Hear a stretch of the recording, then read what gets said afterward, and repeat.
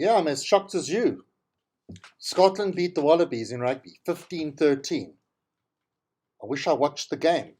Just heard about it this morning. Isn't that ridiculous? Scotland beat the Wallabies. And then the Proteas beat England, but they had to beat England by 30 or 40 runs. They only beat them by 2 runs. So we're out of the World Cup T20.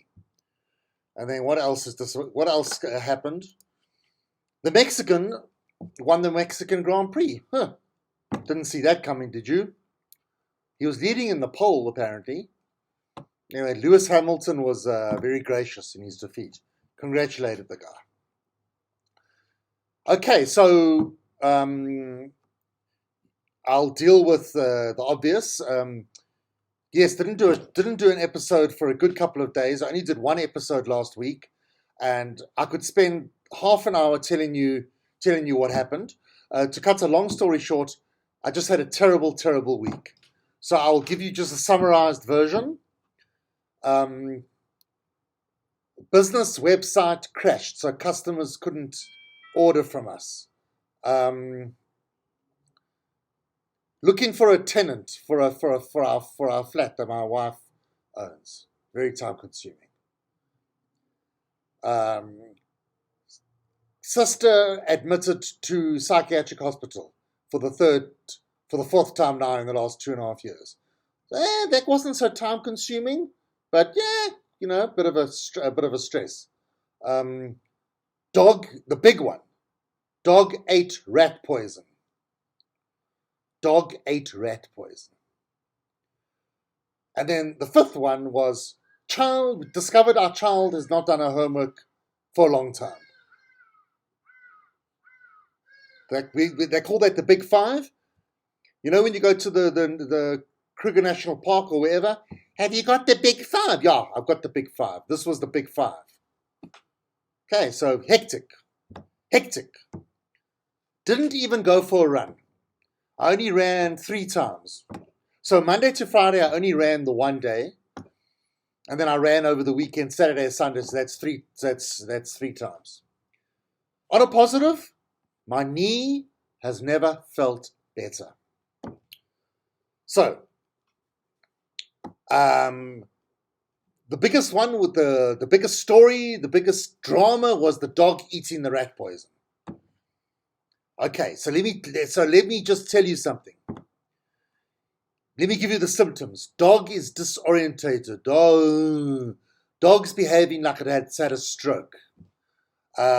Heavy breathing, a bit of a bloated stomach, abdomen area. Ruled out stroke, ruled out head trauma, ruled out blood glucose issue, ruled out kidney problems. So, your other option is rat poison.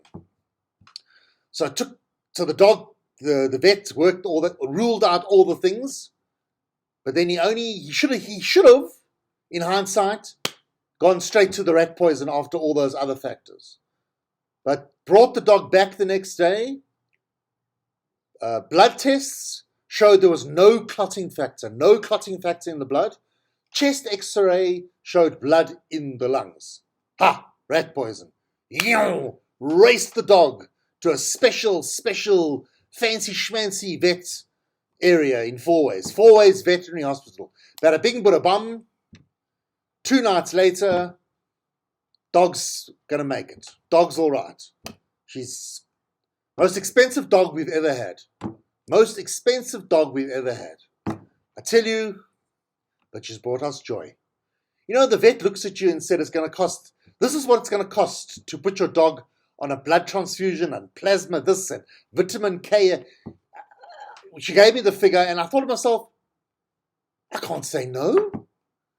Well, I thought to myself, what do you do? I wanted to say to the vet, what do you do when the customer, when the parent of the dog says, no, I don't have the money? What do you do? Just let the dog die? What happens if it's like a rare dog? It's the last miniature schnauzer. The last fertile miniature schnauzer female in South Africa. What do? Could be the dodo of dogs. What do? Anyway, to cut a long story short, definitely no holiday. No holiday for the Kalvaris this year. Look, to be honest, there was never going to be a holiday. There was never going to be a holiday. But now, definitely no holiday. Definitely no holiday. On the positive, the pool is nice and clear. I brought professionals in. We got a swimming pool. So that's our holiday. Look, there's the swimming pool. That's our holiday. Okay? Hang around the pool. Hang around the pool. And that's it. I wonder what you're thinking, eh? I disappeared. I think a bit of tuna got stuck. A bit of tuna. What I did was I did 3 eggs, and then I mixed a bit of tuna, and then I smushed it around in the pan. I thought, let me do something different, and I think that was a bit of tuna. So the last time you heard from me was like Tuesday, and I was painting this scenario. Imagine if I was your blind date, or your second or third date, and you saw me on Tuesday. It was pleasant. Gave a bit of a peck on the cheek. You hadn't heard from me. Wednesday, Thursday, Friday. But you see I'm active on social media, so I am alive. Twitter, mainly Twitter. Is he gonna come back? Is he gonna call me? Is she gonna call me? Am I gonna hear from her? Maybe the odd what? Will she WhatsApp me? Will he WhatsApp me? So if I was your date last week Tuesday, you're pretty by Friday. There's no relationship, eh? It's over. You know, I don't know what are your experiences like. You got a date with somebody, like it's Tuesday. You don't hear from them through the rest of the week, whole of the weekend, and then they call you the following Wednesday afterwards. The person calls you. That person's not in love with you. That person's not, wow, you special. MoveOn.com. That's my MoveOn.com. If this person, man, woman, could waited 8 days to get back to you, move on. I don't often give relationship advice, but today's my anniversary. And not going to carry on about it. Not going to put it on Facebook. But I thought to myself, let me give a bit of guidance, bit of opinion. I just give the basics. What I just said now isn't like major relationship rocket science. Definitely isn't. No two ways about it. Okay, so the elections have come and gone. We're not going to go into a big analysis about the elections, right? They're busy with coalitions. Apparently the ANC and the EFF were meeting over the weekend, deciding who's who, what's what. Apparently the DA will not negotiate or go into a coalition with the EFF or the ANC. But I think they'll come around. I think they'll change their mind about the ANC, I think. I think the DA and the Freedom Front might talk to each other. Please come fetch your phone! Your phone's binging! I'm in the middle of a show! And it's binging! Oi. Yes, please, sweetie. Please take your phone. It's beeping all the time. Sorry about that. I'll edit that out. Not a problem. Sure. I'm not psycho. I was just calling you. Am I psycho? We did something last night. We tackled the Rubik's Cube. So a friend of ours who lives in Denmark, the Rubik's Cube was always a mystery. Could never do the Rubik's Cube. But now, with YouTube and that, people are posting ways.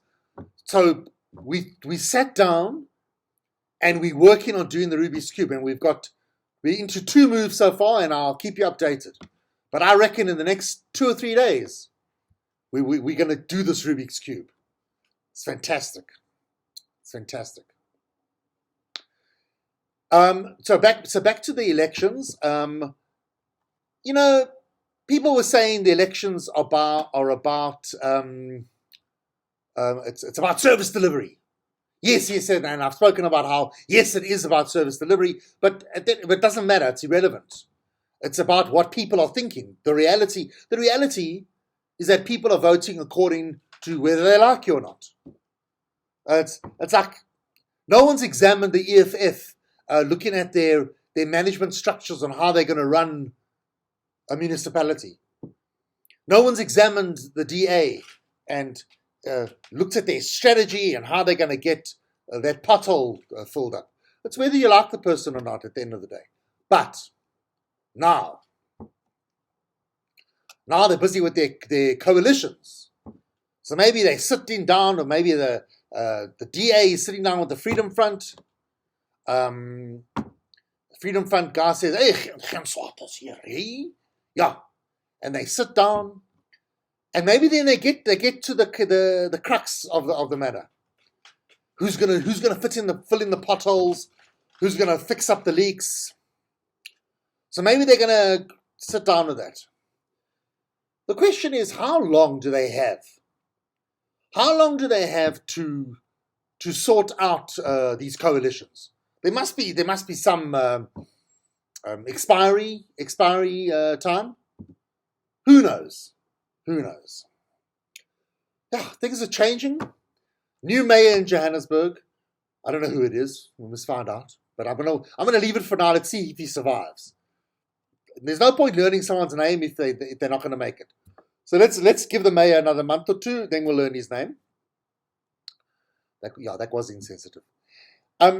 Constitutional Judge, Chief Justice of South Africa, Mogoeng has left. So now we're discussing who's going to be the next Chief Justice. And I think things are changing. The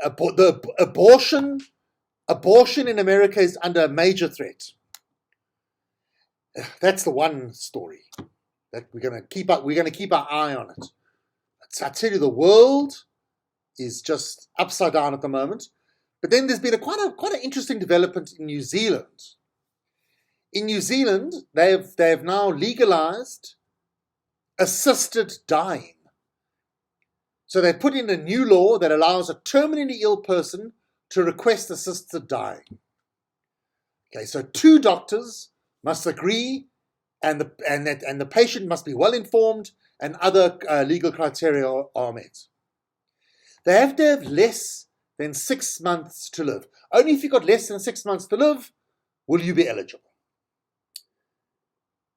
Look, that's very complicated, hey? Doctor tells you you've got less than 6 months to live. It's not a guarantee. You could still live another year. You could still live another 2 years. So you're gonna have to want to die, obviously. We can't have this kind of law. There cannot be assisted dying in South Africa. We can't, logistically, practically, morally, ethically, we can't bring it to South Africa because, as you well know, we would have prematurely put down Shabir Sheikh, and that would have been a tragedy. People would have missed him on the golf course. People wouldn't have got to experience his warmth and his company on those fairways. Apparently he putts very well. That would have been a tragedy. They would have euthanized Shabir Sheikh. Former President Jacob Zuma. Let's start counting. He got medical parole. He's been out now. I think he's been out for 2 weeks. Well, another 5.5 months to go. Let's see whether he would have qualified or not for this assisted dying. So New Zealand, there you go, hey. They're up. They're with it. The Pope, I know the Pope. See, it becomes like a religious. It becomes like a religious, controversial from a religious point of view. And I was just looking at the story.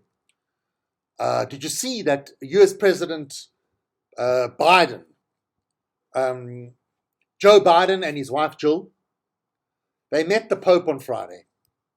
And Biden said something. Thought to myself, I thought redundant. This is what Biden said about the Pope. This is a man who has great empathy, a man who understands that part of his Christianity is to reach out. He is a really, truly, genuine, decent man. But there it is now. He's the Pope. He's the Pope, for crying in a bucket. Isn't that obvious? If he didn't have any of those attributes, then what kind of a Pope would he have been? Imagine if he had the attributes of a talk show host. Imagine the Pope. Imagine if somebody goes to talk to the Pope, like one of his cardinals who's got an issue. And the Pope says, I don't care. I won't do the voice. I don't care about your problems. Your problems are not relevant. Nobody cares about your problems. Your problems don't matter. Quite frankly, it's anecdotal. And quite frankly, your problems are irrelevant. Imagine the Pope. He stands on the balcony and all those thousands of people are out there. And the Pope says, listen here. All your problems are irrelevant. It doesn't matter. Nobody cares about your problems. Your problems are completely anecdotal. And the crowd goes, ooh, ooh. This is not a Pope. This is a talk show. This is a radio talk show host. And your problems are, nobody cares about your problems. What do you think if the Pope went on the balcony and he shouted out like that? What would happen? I think everyone would go, ooh. And these Italians will look at themselves, why did we come here? This is not a Pope. This is the guy who does my radio show back in Florence in the morning. What a rude, disgusting man. Very right wing. So the cardinals get together and they call the Pope in. And they have a panel. They call Pope Francis in. They sit him down. Look, we made you the Pope. We made you the Pope on the understanding that you will have great empathy. You'll be a man that understands that part of his Christianity is to reach out. We took it for granted that you're really a truly genuine, decent man. Well, when you went out on the balcony and said those terrible things, what are you thinking? So the Pope goes, well, ratings, it's ratings. And the cardinals look at him. Look at that. Listen, we might lose supporters, but we might lose a bit of advertisers, but we'll get more supporters. More people will think, wow, did you hear what the Pope said the other day? Wow, what a country. You know what? Maybe we should become Catholics. This Protestant apathetic and is boring. This Pope's got edge. He's got chutzpah. Yes, he lost a bit of advertising. But whoa, this guy's interesting. Imagine if the world worked like that. Wow. Can only imagine. It's a terrible story. Travis Scott is some rapper, and Drake, I've heard of Drake. They're in a bit of trouble. There's going to be a lawsuit. 8 people were squashed to death at their concert. Around 50,000 people were at the NRG Park in Houston. The crowd started pushing towards the stage as Scott was performing, triggering chaotic scenes. They asked security to help them. The security refused to help them. What does security do? Security is there to stop you jumping on the stage and getting in the way and ruining the concert. But we'll keep an eye on that story. That's just terrible. And this is the tragedy. What makes this more tragic is that it was for rap. I like some rap, but it's the rap that's in studio. It's been recorded, it's been mixed, it's been edited, it's been worked on. Have you ever gone to a concert where these rap artists are doing their thing live? Sounds like you've thrown your cat into a grinder. It's terrible. Terrible. I don't recommend it. I don't at all. Anyway, this week will hopefully be a better week, and I will stick to my mandate to deliver an episode every day, Monday to Friday. Okay? God willing.